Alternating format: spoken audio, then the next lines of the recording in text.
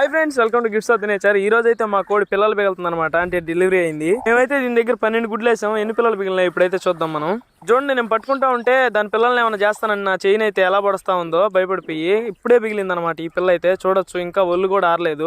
ఈ కోడిని అయితే మేము గుడ్ల మీద పిగిలేసి 3 వారాలు అయితే అవుతుంది. అంటే 21 రోజులు అనమాట. మంచు కాలం కదా, అందుకని 21 రోజులు అటు ఇటు పిగులుతుంది. ఎండాకాలం అయితే ముందుగానే బిగిలేస్తాయి. చూడొచ్చు ఎన్ని పిల్లలు అయితే బిగిలున్నాయి. ఇప్పుడు ఫైనల్ గా మేము 12 గుడ్లు వేస్తే ఇక్కడైతే 9 పిల్లలు బిగిలున్నాయి. 2 గుడ్లు వచ్చేసి పిల్లలు ఉన్నాయి, ఒక గుడ్డు మాత్రం పోయింది. ఆ 2 గుడ్లలో కూడా నేనైతే జాగ్రత్తగా ఒలిచి పిల్లలు అయితే బయటకు తీసేసాను. మొత్తం 11 పిల్లలు అనమాట.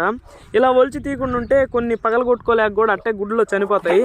నాకు చిన్నప్పటి నుంచి అలవాటు ఉంది కాబట్టి నేనైతే ఈజీగా తీసేసే వాటిని. కోడి పొదిగేసినప్పటి నుంచి చాలా తక్కువ మేత అయితే తీసుకుంటది. అందులోకి ఇంకా 2 రోజులు పిల్లలు పిగులుతున్నాయి అనగా అసలు గుడ్ల మీద నుంచి లేదనమాట. అందుకని దించుతానే మేమైతే బీమేసి ఇలా నీళ్లు పెడతాము. చూడండి ఇవి ఎంత ఆకలిగా ఉన్నాయి, గబగబా అయితే తింటాం. వీటి రకం గురించి చెప్పలేదు కదా, ఇవైతే నాటుకోళ్ళు. వీటిని అయితే మా సైడ్ పూరుకోళ్ళు అని కూడా పిలుస్తారు. వీడియో నచ్చితే లైక్ చేయండి. Bye friends.